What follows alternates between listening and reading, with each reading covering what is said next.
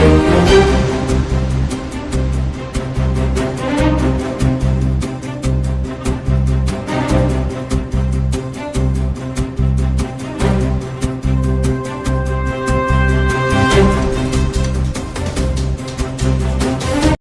દોસ્તો, બાબુશ્રી રાજપૂત પીલુચાથી હું છેલ્લા 9 વર્ષથી પ્રાકૃતિક ખેતી કરું છું. અને પહેલાં હું રાસાયણિક ખેતી કરતો હતો અને આજે હું પ્રાકૃતિક ખેતી કરું છું. પ્રાકૃતિક ખેતી અને રાસાયણિક ખેતીની અંદર મને જે ઉત્પાદન છે ઉત્પાદનની અંદર મને કશું ફેર પડ્યો નથી. પણ ઉપરથી ફાયદાના રૂપમાં એ થયું કે જમીનની ખેતીની જે ફળદ્રુપતા હતી ને એ ફળદ્રુપતા સરસ વધી છે પહેલાં કરતો.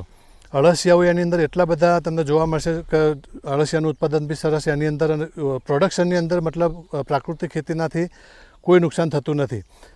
પહેલાં હું કરતો તો એના કરતો બી ઉત્પાદન બી સરસ છે અને પ્લસ જે રાસાયણિક ફર્ટિલાઇઝરના જે ખર્ચા નિંદામણની દવાઓ છે, પેસ્ટિસાઇડ દવાઓ છે એના ખર્ચાઓ બધા ટોટલી ઘટી ગયા છે.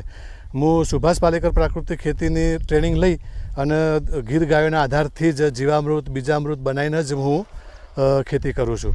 અને મારું જે બી પ્રોડક્ટ જે નીકળે છે ઉત્પાદન એ ટોટલી મારા આશ્રમની અંદર જ વાપરું છું. આપણે કોઈ જગ્યાએ માર્કેટમાં કશું ભરાવતા નથી. એનું જે શાકભાજી છે શાકભાજી બી આપણે અહીંયા ટિફિન સેવામાં વાપરીએ છીએ. એનું જે બી ઉત્પાદન આવે છે મગફળીનું બી આપણે તેલ કાઢી અને આશ્રમમાં વાપરીએ છીએ.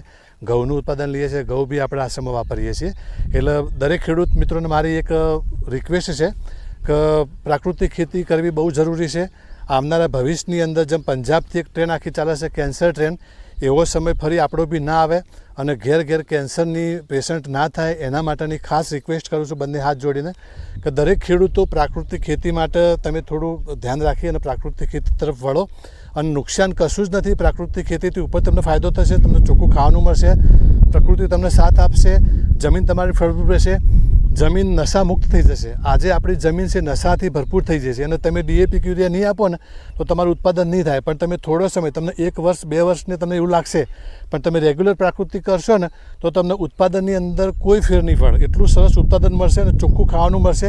અને પબ્લિકના હિત માટે ભવિષ્યના આવનારા સમયની અંદર ઘરે ઘરે કેન્સર ના થાય અને એના માટે આપણે આ વસ્તુ કરવી બહુ જરૂરી છે. અને ઉત્પાદનની અંદર કોઈ નુકસાન નહીં થવાનું મારો છેલ્લા 9 વર્ષથી અનુભવ છે. મારી ખેતીની અંદર મેં કોઈ નુકસાન કર્યું નથી, ઉપરથી ખર્ચા ઘટ્યા છે અને ઉત્પાદન એટલું ને એટલું જ છે. એનાથી સરસ ઉત્પાદન મળે છે, પ્રોડક્ટ બી એટલું ને એટલું સરસ મળે છે અને વસ્તુ ક્વોલિટીવાળું મળે છે. શાકભાજી બી સરસ મળે છે, ફળફળાદીના જુઓ જામફળ છે, બધી પ્રકારનું આપણે બધું વાવેતર કરીએ છીએ. અહીંયા શાકભાજી બધું આશ્રમ વાપરીએ છીએ.